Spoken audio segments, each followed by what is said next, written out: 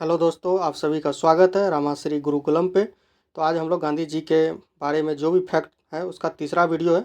इससे पहले आप लोग पहला और दूसरा वीडियो देख चुके होंगे और आप लोग को अगर अच्छा लगा है तो इसको सब्सक्राइब कीजिए इस चैनल को और वीडियो को शेयर कीजिए अपने दोस्तों में।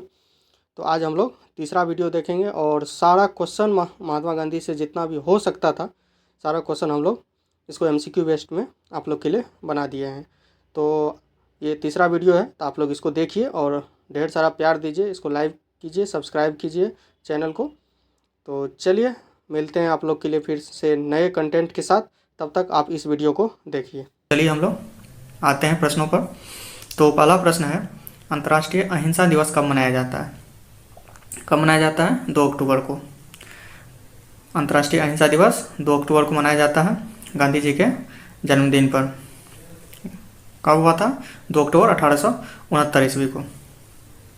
तो चलिए अगला प्रश्न पर, महात्मा गांधी दक्षिण अफ्रीका में कितने वर्षों तक रहे थे? कितने वर्षों तक रहे थे? 21 वर्ष तक। गए कब थे? 1893 ईस्वी में अब्दुल्ला सेठ नामक एक व्यक्ति का केस लेकर वह दक्षिण अफ्रीका गए थे और आए थे कब? 1915 ईस्वी में। तो ये दोनों 1893 से 1915 दोनों मतलब पीरियड में कितना 21 वर्ष हो जाता है। तो 21 वर्षों तक वह दक्षिण अफ्रीका में रहे थे। चलिए आगे क्वेश्चन पर, महात्मा गांधी दक्षिण अफ्रीका से भारत कब लौटे? तो भारत कब लौटे थे? 9 जनवरी 1915 ईस्वी को। और उसी दिन 9 जनवरी को ही प्रवासी दिवस भी मनाया जाता है, क्योंकि दक्षिण अफ्रीका से महात्मा गांधी भारत लौट गए थे। इसके बाद वह फिर दोबारा दक्षिण अफ्रीका नहीं गए। अगला प्रश्न है, महात्मा गांधी ने कांग्रेस की सदस्यता कब छोड़ी थी? कांग्रेस की सदस्यता कब छोड़ी थी? 1934 में। महात्मा गांधी ने कांग्रेस की सदस्यता कब त्याग दी थी? 1934 ईस्वी में। अगला प्रश्न है, महात्मा गांधी फिर सक्रिय राजनीति में कब लौटे? फिर से उसने वापसी की कब? 1936 ईस्वी में। त्यागपत्र कब दिया था? 1934 ईस्वी में। और फिर लौटे 1936 ईस्वी में। महात्मा गांधी फिर सक्रिय राजनीति में 1936 ईस्वी में लौट गए। उसके बाद अगला प्रश्न है, महात्मा गांधी का पहला अनशन कहाँ हुआ था? अनशन हुआ था अहमदाबाद में, मिल मजदूरों के समर्थन में उसने पहला अनशन किया था। सत्याग्रह का पहला प्रयोग उसने चंपारण में किया, लेकिन पहला मतलब अनशन पर बैठे थे, भूख हड़ताल पर, वो अहमदाबाद के मिल मजदूरों के समर्थन में बैठे थे। चलिए अगला प्रश्न है, भारत में गांधी जी का तीसरा सत्याग्रह कहाँ हुआ था? कहाँ हुआ था तीसरा सत्याग्रह? खेरा सत्याग्रह हुआ था। तीसरा सत्याग्रह कौन सा है? खेरा सत्याग्रह। पहला कौन सा था? चंपारण जो बिहार में है, दूसरा हुआ था अहमदाबाद मिल मजदूर, और तीसरा हुआ था खेरा सत्याग्रह। अगला प्रश्न है, सत्याग्रह सभा की स्थापना किसने की थी? सत्याग्रह सभा की स्थापना महात्मा गांधी ने की थी।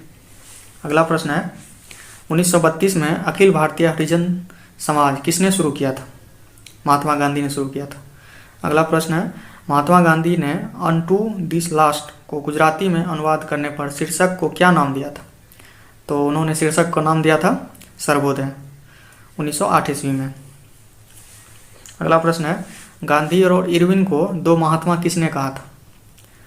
गांधी जी और इरविन को 2 महात्मा किसने कहा था? सरोजिनी नायडू ने कहा था। अगला प्रश्न है, महात्मा गांधी के निजी सचिव कौन थे? उसके जो निजी सचिव कौन थे? निजी सचिव थे माधव देसाई। माधव देसाई। शहीद दिवस कब मनाया जाता है?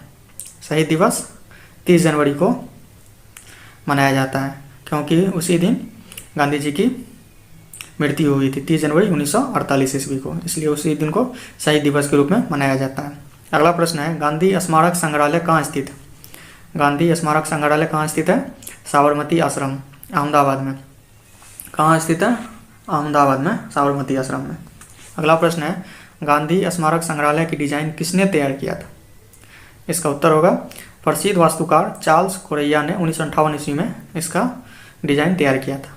कौन था प्रसिद्ध वास्तुकार? चार्ल्स कोरैया ने 1958 ईस्वी में किस चीज़ का डिजाइन तैयार किया था? गांधी स्मारक संग्रहालय का। अगला प्रश्न है, महात्मा गांधी की स्मारक कहाँ स्थित है? कहाँ स्थित है महात्मा गांधी का? तो राजघाट, बहुत ही फेमस नाम है राजघाट, जो दिल्ली में स्थित है, वहीं पर ही महात्मा गांधी का स्मारक स्थित है। अगला प्रश्न है, महात्मा गांधी की हत्या किस स्थान पर हुई थी? कहाँ हुआ था महात्मा गांधी की हत्या? तो बिरला भवन के बगीचे में हुआ था। सुबह वो प्रार्थना करने गए थे तो वहीं उसकी मृत्यु हत्या की गई थी। किसके द्वारा? नाथूराम गोडसे के द्वारा। चलिए अगला प्रश्न है, भारतीय स्वतंत्रता संग्राम में किस अवधि को गांधी युग के रूप में जाना जाता है? मतलब गांधी युग जो फेमस है तो कहाँ से कहाँ तक ईस्वी उसका क्या है ईस्वी? तो इसका ईस्वी होगा 1915 से 1948 ईस्वी तक, जब हुआ दक्षिण अफ्रीका से भारत आए, और तभी से लेकर उसके मृत्यु तक के पीरियड को हम गांधी युग के नाम से जानते हैं। 1915 ईस्वी से 1948 ईस्वी को के बीच के पीरियड को हम गांधी युग के नाम से जाना जाता है। इसी के बीच में बहुत सारा मतलब सत्याग्रह चलाए थे, मतलब जो भी हुआ इसी बीच में हुआ था गांधी युग। महात्मा गांधी के आध्यात्मिक गुरु कौन थे? आध्यात्मिक गुरु कौन थे? Leo Tolstoy. कौन थे आध्यात्मिक गुरु? Leo Tolstoy. अगला प्रश्न है, टाइम मैगजीन ने किस वर्ष में महात्मा गांधी को मैन ऑफ द ईयर घोषित किया था? टाइम मैगजीन ने मैन ऑफ द ईयर कब घोषित किया था? 1930 ईस्वी में। 1930 ईस्वी में। अगला प्रश्न है, स्वाद का वास्तविक स्थान जिह्वा नहीं बल्कि मन है, किसने कहा था? किसने कहा था कि स्वाद का वास्तविक स्थान जिह्वा नहीं बल्कि मन है? किसने कहा था? महात्मा गांधी ने कहा था। चलिए अगला प्रश्न है, आज़ादी का कोई अर्थ नहीं है यदि इसमें गलतियां करने की आज़ादी शामिल ना हो, यह किसने कहा था? महात्मा गांधी ने कहा था कि आज़ादी का कोई अर्थ नहीं है अगर उसमें हम गलती नहीं करते हैं, और जब तक हम गलती नहीं करेंगे तो तब तक हम नया चीज़ सीखेंगे कैसे। तो इसलिए गांधी जी का मानना था कि आज़ादी का कोई अर्थ नहीं है जब तक हम गलतियां नहीं करते, और गलतियां करने की आज़ादी हमें शामिल ना हो। तो उसे किसने कहा था? महात्मा गांधी ने कहा था।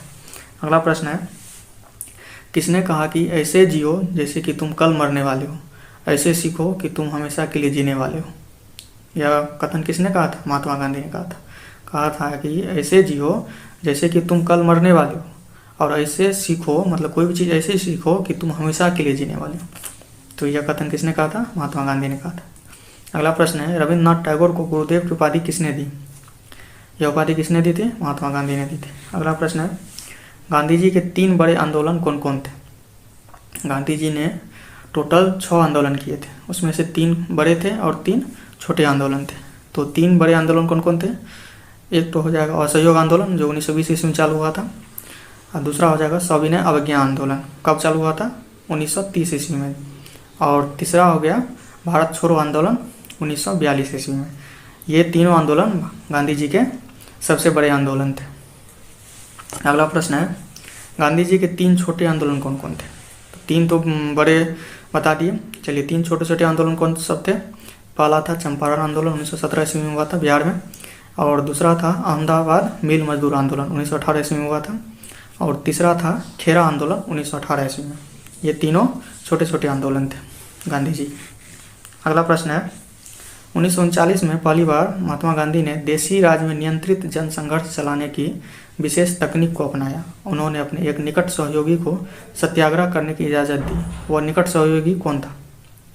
उसका निकट सहयोगी कौन था? तो सरदार वल्लभ भाई पटेल था। कौन था? सरदार वल्लभ भाई पटेल उसका निकट सहयोगी था, और सरदार वल्लभ भाई पटेल महात्मा गांधी जी को बहुत ही ज़्यादा मानते थे, मतलब अपना एक तरह से समझिए कि उसको गुरु मानते थे सरदार वल्लभ भाई पटेल। तो सरदार वल्लभ भाई पटेल थे उसके सहयोगी ग्रुप में जो सत्याग्रह करने की इजाज़त दी थी। अगला प्रश्न है, काकोरी ट्रेन डकैती कांड के नायक कौन था? काकोरी ट्रेन जो लूटा गया था काकोरी नामक स्टेशन पर, वहाँ पर ट्रेन को मतलब लूटा गया था, तो उसका मेन नायक कौन था? नायक था रामप्रसाद बिस्मिल। कौन था? रामप्रसाद बिस्मिल। अगला प्रश्न है, महात्मा गांधी ने साबरमती आश्रम से दांडी तक की यात्रा को कितने दिनों में तय किया था? कितने दिनों में तय किया था? टोटल दिन उसको लगा था 24 दिन। 24 दिन में वह मतलब दांडी तक का यात्रा तय किया। तो उसके बाद नमक कानून को मतलब नमक बनाकर नमक कानून का उल्लंघन किया था, नमक कानून तोड़ा था। अगला प्रश्न है, दांडी मार्च को किस आंदोलन के नाम से जाना जाता है? दांडी मार्च जो उन्होंने किया था गांधी जी ने, तो उसको किस नाम से जाना जाता है? तो नमक सत्याग्रह के नाम से भी जाना जाता है। अगला प्रश्न है, माई एक्सपेरिमेंट विथ ट्रूथ पुस्तक किसने लिखी? माई एक्सपेरिमेंट विथ ट्रूथ पुस्तक किसने लिखी? तो महात्मा गांधी ने लिखी थी, माई एक्सपेरिमेंट विथ ट्रूथ। तो यह गांधी जी से रिलेटेड 31 मतलब 31 प्रश्न था। तो गांधी जी से रिलेटेड जितने भी प्रश्न बन सकते थे मैंने सबको कंपाइल करके 3 वीडियो में बनाया है, और 2 वीडियो का मैंने लिंक दे दिया पार्ट 1 पार्ट 2 करके। उसका डिस्क्रिप्शन बॉक्स में लिंक दिया हुआ है, तो वहाँ से आप लोग देख सकते हैं। और तीसरा पार्ट यह है।